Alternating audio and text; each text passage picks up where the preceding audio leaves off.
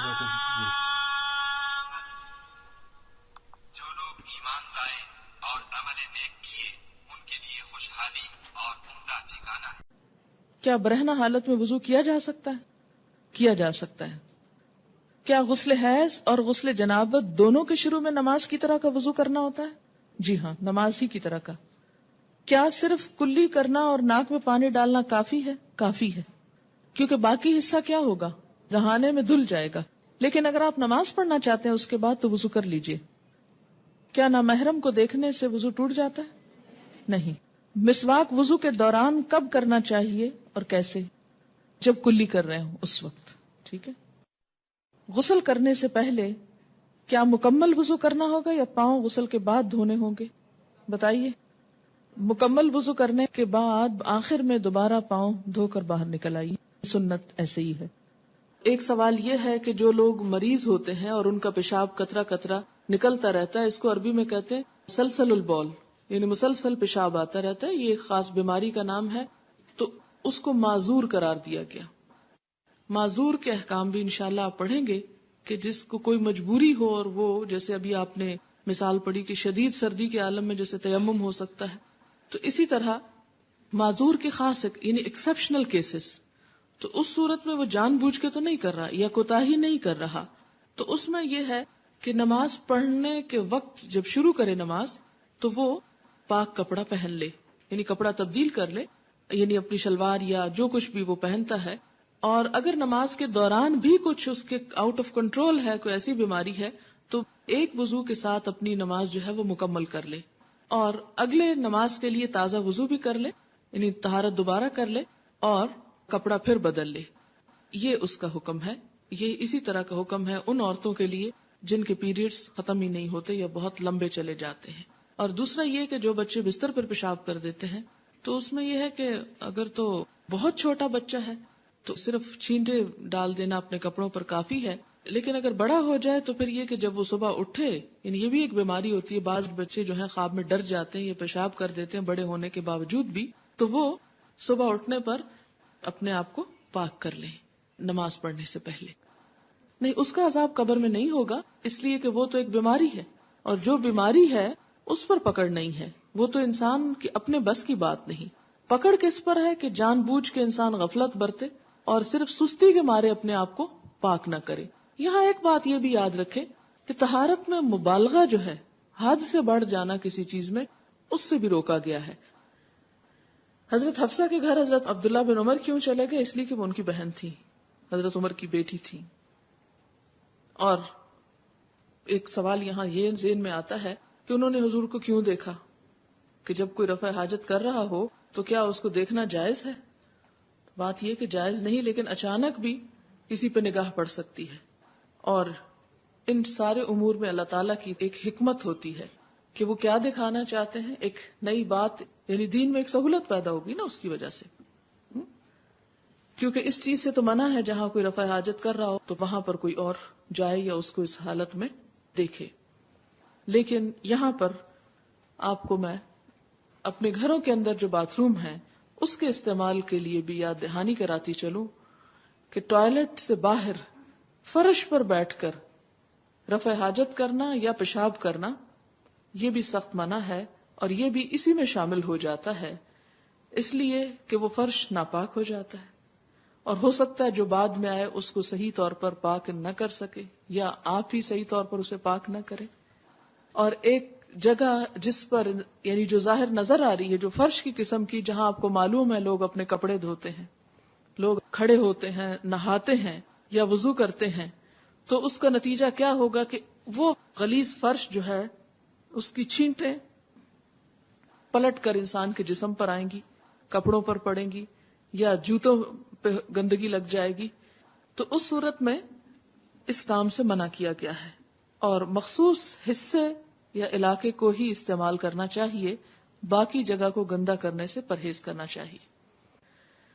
سوراخ میں پیشاب کرنا منع ہے۔ زمین میں اگر کھلی جگہ پہ یا کچی جگہ پر ہولز ہوں یا بل ہوتے ہیں جیسے جانوروں کے، اس میں پیشاب سے منع کیا گیا۔ اس سے آپ دیکھیں کہ اسلام جانوروں کے حقوق کا بھی کتنا خیال رکھتا ہے، یعنی وہ رینگنے والے جانور یا اسی قسم کی چیزیں کہ ان کے گھروں میں بھی اذیت نہ ڈالی جائے. ان عبداللہ ابن سرجس رضی اللہ عنہ قال قال رسول اللہ صلی اللہ علیہ وسلم لا يبولن احدكم في حجر رواہ ابو داود والنسائی. حضرت عبداللہ بن سرجس رضی اللہ تعالی عنہ کہتے ہیں کہ رسول اللہ صلی اللہ علیہ وسلم نے فرمایا کوئی آدمی سوراخ میں پیشاب نہ کرے. اسے ابو داؤد اور نسائی نے روایت کیا. اس کی ایک وجہ یہ جو میں نے آپ کو بتائی کہ ان کے گھروں میں گندگی نہ پھیلائی جائے. دوسری بات یہ کہ ہو سکتا ہے کہ جس وقت کوئی ایسا کرے اس وقت وہ جانور اس کے اندر موجود ہو اور وہ ری ایکشن کے طور پہ باہر نکل کے اس کو کاٹ لے اور ایسی حالت میں اس پہ حملہ کر دے کہ جب وہ جیسے سانپ یا بچھو وغیرہ کہ وہ انسان وہاں سے بھاگ بھی نہ سکے. اور بعض اوقات جنات بھی ایسی جگہوں پہ رہتے ہیں اس لیے اس جگہ کو استعمال کرنے سے منع کیا گیا. اب دیکھیں کہ اسلام ہم پر کتنا مہربان ہے کہ چھوٹی چھوٹی چیزوں کے بارے میں اس نے ہمیں تعلیم دی. اسی طرح اگر آپ کو وضو کی ضرورت ہے اور آپ باتھ روم جانے کی ضرورت محسوس نہیں کرتے ٹوائلٹ جانے کی, تو اس صورت میں ٹوائلٹ جانا شرط نہیں ہے کہ آپ پہلے بغیر کسی وجہ کے استنجا کریں اور پھر آپ وضو کریں, کیونکہ میرے علم میں یہ بات آئی کہ کچھ گاؤں اور دیہاتوں میں لوگ وضو کے ساتھ استنجے کو لازم قرار دیتے ہیں خواہ ضرورت ہو یا نہ ہو. تو یہ ایک مشقت ہے بلا وجہ کی, خالی وضو بھی کافی ہے. اگر کوئی عورت پیریڈز میں ہے اور اس کے ساتھ کوئی بیٹھ کر قرآن پاک پڑھ رہا ہے تو اس کے پڑھنے میں حرج نہیں. ہمارے ہاں یہ کہتے ہیں کہ پیریڈز ہیں کیا درس میں شامل ہو سکتے ہیں, کیا سننے کے لیے آ سکتے ہیں. یعنی یہاں تک لوگوں کے اندر توہمات پائے جاتے ہیں کہ کسی ایسی مجلس میں بھی حاضر نہیں ہوتے جب نماز نہ پڑھنی ہو. تو اس قسم کی کوئی ممانعت نہیں ہے, کیونکہ یہود کے ہاں تو عورت کو ہاتھ لگانا بھی منع ہے, تو اس کا یہاں پر ازالہ کیا جا رہا ہے. یہ بھی ایک اہم سوال ہے کہ کچھ خواتین کو جیسے گریجولی مینسز سٹارٹ ہوتے ہیں اور پراپر بلیڈنگ شروع ہونے تک بعضوں کا 24 آورز بھی گزر جاتے ہیں, لیکن یہ کہ کچھ نہ کچھ سٹارٹ ہو چکا ہوتا ہے. تو جب بھی سٹارٹ ہو جائے یعنی جب بھی کلر بدل جائے ڈسچارج کا, اس وقت سے وہ پیریڈز کاؤنٹ کیے جائیں گے. جس طرح آخر میں کم رہ جاتے ہیں اسی طرح بعض لوگوں کو شروع میں کم ہوتے ہیں تو وہ پیریڈز کے ہی دن شمار ہوں گے. غسل کے طریقے میں آپ پیچھے پڑ چکے ہیں نا, پہلے ہاتھ دھو کے پھر استنجا کر کے پھر اس کے بعد پورا وضو کیا جائے اور پھر اس کے بعد جسم پہ پانی بہایا جائے. تو اس کے بعد اگر انسان کپڑے پہن لیتا ہے تو دوبارہ وضو کرنے کی ضرورت نہیں رہتی. اور اس سے یہ بھی پتہ چلتا ہے کہ اگر انسان وضو کی حالت میں اپنا ڈریس چینج کرتا ہے تو بعض لوگ تو کہتے ہیں نا سر سے دوپٹہ اتر جائے تو وضو ٹوٹ جاتا ہے, یہاں سارے کپڑے بھی اتر جائیں تو وضو نہیں ٹوٹتا, اس لیے کہ نہانے کے وقت تو ظاہر کپڑے نہیں پہنے ہوں گے, تو نہانے سے پہلے جو وضو کیا وہی اس میں کافی ہو جائے گا. سوال یہ ہے کہ ناپاکی کی حالت میں اگر ہم مہندی لگا لیتے ہیں وہ رنگ چڑھ جاتا ہے تو کیا دھونے پر رنگ رہ جائے گا, وہ جسم کا وہ حصہ پاک ہوگا یا نہیں؟ وہ پاک ہو جائے گا. وہ کلر ایسا ہے کہ جس سے پاکی میں رکاوٹ نہیں آتی. کھانے کے بعد ضروری ہے کلی کرنا, اگر منہ میں ٹیسٹ نہیں تو کلی ضروری نہیں ہے, لیکن اگر آپ سمجھ رہے ہیں کہ کچھ اس قسم کا ٹیسٹ یا وہ آپ کی نماز کے خشوع میں خلل انداز ہوگا کہ آپ نماز بھی پڑھ رہے ہیں اور ساتھ ساتھ ٹیسٹ آ رہا ہے تو وہ اس لیے پھر کلی کر لینا ضروری. نہیں بالوں پر مسا ہونا چاہیے, اگر تو مہندی کہیں کہیں لگی ہوئی ہے کچھ بال ننگے بھی ہیں تو مسا ہو جائے گا, لیکن اگر پوری کی پوری وہ لیپ ہے اور بال کہیں بھی نظر نہیں آ رہے تو پھر مسا نہیں ہوگا. ان کا سوال یہ کہ کیا ایسے اعضاء جو ہیں جن کا دھونا ضروری ہے جیسے استنجا وغیرہ تو ان پہ نظر پڑ جانے سے وضو ٹوٹ جاتا ہے؟ نظر پڑنے سے وضو نہیں ٹوٹتا, اگر استنجا کریں گے آپ ان کو پراپر ٹچ کریں گے پھر وضو ٹوٹے گا. اگر خواب میں ایسے محسوس ہو کہ جیسے انسان ویٹ ہو گیا اور انسان چیک کرے اور ویٹ نہیں ہے تو بھی نہانا ضروری نہیں ہے. جیسے ہم نمازوں میں بعضوں کا سنت چھوڑ دیتے ہیں, کیا اسی طرح وضو کی سنتوں میں سے بھی کبھی کبھار کوئی سنت چھوڑ سکتے ہیں؟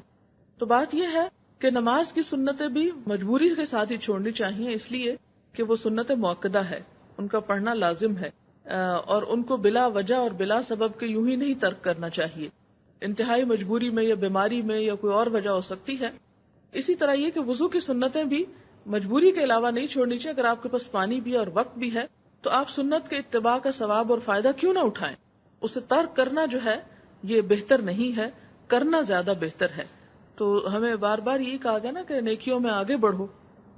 تو جب ایک نیکی کرنے کا موقع میسر ہو تو انسان کیوں نہ اس میں آگے بڑھے. اور دوسری بات یہ کہ وضو میں جتنا انسان کو اطمینان ہوتا ہے نماز میں اتنا ہی سکون آتا ہے. تو یہ 3 دفعہ دھونا بھی اس لیے کہا گیا کہ ایک دفعہ دھو کے نہیں تسلی ہوئی، دوسری دفعہ مطلب کہ سائیکولوجیکلی انسان جو ہے وہ بہتر محسوس کرتا ہے جب وہ 3 دفعہ دھو لیتا ہے. چلتے ہوئے آپ کے پاؤں کے نیچے چیونگم لگ گئی ہے یا کوئی پینٹ لگ گیا ہے یا کوئی اور ایسی چیز چپک گئی ہے، تو کیا اس کی موجودگی میں پاؤں کا دھویا جانا جو ہے وہ کافی ہے یا اس کو اتارنا ضروری ہے؟ اتارنا ضروری ہے نا. کیوں ضروری ہے؟ اس لیے کہ پانی نہیں پہنچتا. یعنی 2 چیزیں ہیں، یا تو آپ مسح کر لیں یا آپ پورا دھوئیں اس کو. اگر آپ دھونے کا کہہ رہے ہیں تو پھر اس میں سے بال برابر بھی جگہ خشک نہیں ہونی چاہیے. اور اگر آپ مسح کرنا چاہتے ہیں تو پہلے ایک دفعہ دھو چکے ہوں گے اور اس کے بعد آپ جب وہ پہن لیں گے تو پھر دوبارہ مسح ہو سکے گا. اور یہ کیوں کریں گے آپ؟ سنت سے ثابت ہے. لیکن ہاتھوں کا مسح سنت سے ثابت نہیں ہے. مثلا آپ نے تنگ آستینیں پہن رکھی ہیں اور آپ چاہتے ہیں کہ بازو پر مسح کر لیں تو آپ نہیں کر سکتے. کیوں؟ اس لیے کہ یہ ثابت نہیں ہے سنت سے. اور یہ تو کہہ نہیں سکتے کہ اس زمانے میں قمیضوں کے بازو نہیں ہوتے تھے. تو یہ کہنا بہت خوش نما ہوتا ہے کہ اس زمانے میں نیل پالش نہیں تھی، اس لیے نعوذ باللہ حضور صلی اللہ علیہ وسلم ہمیں سکھانا بھول گئے یا بتا ہی نہیں سکتے تھے. بات یہ نہیں ہے. بات یہ ہے کہ دھونا ہے تو پورا دھو، نہیں دھونا تو مسح کرو. کہاں کہاں مسح کر سکتے ہو؟ پگڑی پہ کر سکتے ہو، بالکل ٹاپ پہ اور بالکل پاؤں پہ، بازو اور دیگر جگہوں پہ نہیں.